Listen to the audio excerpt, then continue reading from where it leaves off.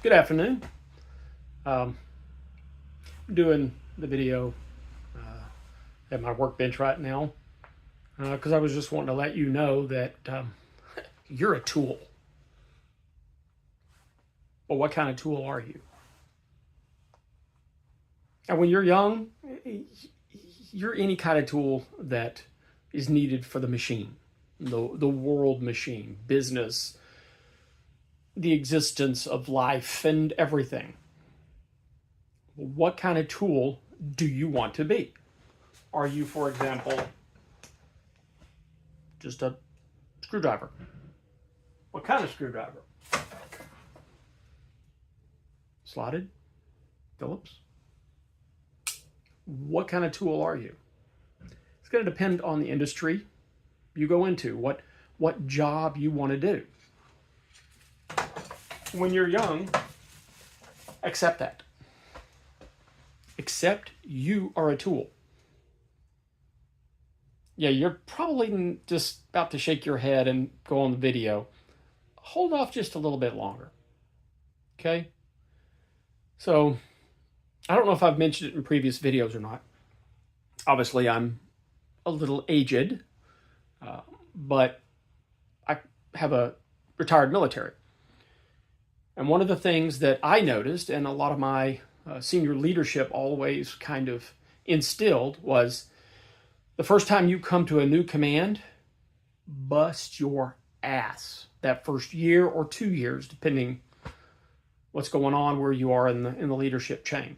Because the longer you bust your ass on the front end, the less you have to bust your ass on the back end. Now, what I mean by that is anything you can think of right now. Don't be afraid to clean toilets. Don't be afraid to stay a little longer, work a little harder, do that little extra that's required of you at the end of the day. Maybe come a little earlier. Now, in the military, we're known for getting up early. So getting up earlier for us is really freaking early. Like, we start our day usually around 6 is when chow is. Maybe having our first meeting at 7, depending on what branch and what's going on. So early would be like 4 or 5. Getting up, getting some stuff done in your shop before chow starts. And trying to prepare for your day, prepare your people for the day, getting the lists together. But that's kind of the leadership. But on the back end of it, when you're on that low totem pole, just starting, what are you doing? What can you do to make your life better down the road? So, from that perspective, you need to front load all your pain. You just, popular phrase in the military, embrace the suck. That means while you're going through whatever's probably going to be some of the worst times in your life, and it's going to push you physically, mentally, emotionally, it's going to push you. Embrace it. Dig your heels in, dig your guts in, dig your mind in, and be ready. Get in there. Dig it. Learn everything you can about what you're doing. Become the SME, your subject matter expert. You can do that when you first come in. You just have to bust your butt. Get in there. Don't be afraid to do the extra work, to do the extra reading, because it's going to help you in the long term. But you got to embrace the suck. Embrace that fact that you are a tool. You are simply a tool. But here's the thing. Over time, as you get more valuable skills, as you grow in each of those skills, as you progress in your personal life, your work life, you begin to get to that point where you can choose your pain. You can choose what part of the suck you embrace. You can choose which tool to be. And whether you are just a hand screwdriver, maybe you're a power drill. Might be more efficient for you in some cases to be one or the other. Maybe you're a saw. You've just got to find a way to cut through what you need to cut through for any given project, any given ideas. And the same applies. I mean, obviously I had civilian jobs before I joined. And that was one thing that I never learned when I was first starting to work. I kind of, just because of where I come from and just the work values and work ethics, I was used to working hard. It's what you did. You had to work 80 hours a week, you work 80 hours a week. You work, 10, 12, 16-hour days. It's just what you did. But understanding the mindset, not just that blind acceptance, but that voluntary acceptance of what you're doing. Learning not just go in there like a robot and do whatever you're doing and then go home for the day. Beginning to understand why you're doing what you're doing. Is there a more efficient way to do what you're doing? And don't be afraid that even as that robot, ask, well, why am I doing this particular thing? Your leadership may be like, because we need it done. Be like, okay, I understand that, but I'm trying to understand the process. Why are we doing it this way and maybe not this way? Why am I doing it today and I didn't do it yesterday? Try to understand that mindset for people that are above you. Why are they wanting you to do something? Now, you're going to get some leadership that's just like, just do it my way. It's always been my way. Do it my way. You don't get a choice. And others, you might actually have them think, well, we do it this way because, well, that's the way we've always done it. Do you have a better way we could do it? Do you see if you can come up with a better way? And you're like, are you going to be ready to take that next step where you're presenting ideas to your leadership of how to do something? But you're going to have to go through that suck first. You're going to have to embrace it. Get in there, dig your heels in, get muddy, get dirty, get sweaty. That's the only way to do it. Now, once you get past a certain point and your level of knowledge and skills have gotten to a certain point, then you can get the breadth of skills. Okay, you've got your couple of columns that you're the subject matter. If there's something going on, your leadership's going to come to you and say, hey, you've been doing this for a year, 2 years, 3 years now. Can you think of a better way to do this? Or can you think of how we can do this better? You can be like, yeah, like this. But then you can be breadth and go, but we can be more efficient if we incorporate XYZ into the ABC.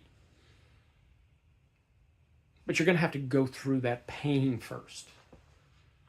It's going to suck. That's the key reason the military says, embrace the suck. It's the acknowledgement of what you're going through.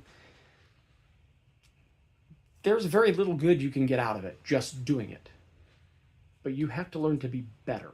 You have to learn to extend yourself beyond the suck, beyond the trudging through the miles and miles of, carrying the backpack, carrying your weapon, or having the 24, 48, 72, even 96-hour watches on wherever you may be in the world. It's going to suck. You're going to lose sleep. Try to keep your health as best as you can, but at times that's going to be difficult. You may have to circle back around to that. You will, from experience I tell you, you will have to find a way to relax yourself, to reset, even when there is no time for reset, even if it's only a minute, 5 minutes. Finding that time to reset yourself emotionally, physically, spiritually. whether it's through meditation, whether it's through some kind of a focused effort, maybe just reading a few words from something that inspires you, resetting yourself. But over time, learning to be a better tool until at some point, and it's not going to be 5 or 10 years. You're going to be at your probably 20-year mark, unless, you have found a secret and, drive it, like creating your own business or something like that, where you become the boss. But at some point, you're going to be in that leadership position, and you're going to be looking back, and you're going to look at your guys, and you'll be like, okay, who's the best tool for this job, for this task? Who can do it the most efficiently, the most effectively? Who's going to take a little more time, but is going to give me a little bit more detail orientation? And who do I have? What tool do I need to have that I just need to throw a body at it to get it done? You're going to have to evaluate that. And then even more so, who's that? Okay, they're your tool for this, and they're not going to be the most efficient at this, but you want them to grow. You're trying to grow and increase the tools in your tool bag.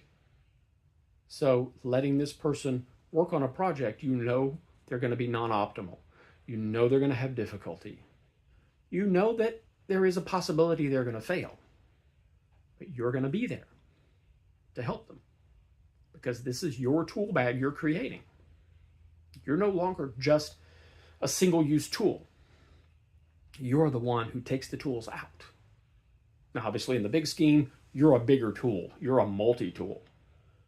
But under that, this is the tool bag you have, your guys, your crew. What are they doing? What can they do? And this is where you're going to have to really start learning your people skills of how to understand who needs what. Because at this point, you could be working with a boomer. You could be working with a Gen Alpha. You could be working with anybody in between. You could have a huge age, knowledge, and experience gap.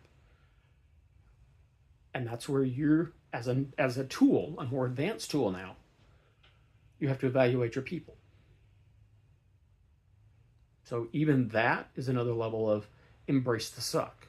Again, right away, when you're a first level tool, don't worry about it. Learn how to be a better tool. Learn how to embrace that suck. Learn that when you've got to go clean something, go clean it. Figure out how to do it better, more efficiently. Be the guy or gal that they call when they want the best cleaning job done. Are they calling you because they know you're going to do it better, more efficiently? It kind of sucks that that's what they're calling you for, but they know they can count on you. Guess what that's going to lead to? They're going to see how good you are as this tool. They're going to be like, well, he's really good at cleaning. What if we actually gave him a little bit more responsibility? What could he do up here? That's going to happen. It will happen. But you're going to have that embrace the suck mentality. Get in there, get dirty, and make it happen. All right? Hope you learned something. Thank you for joining me. Have a wonderful day.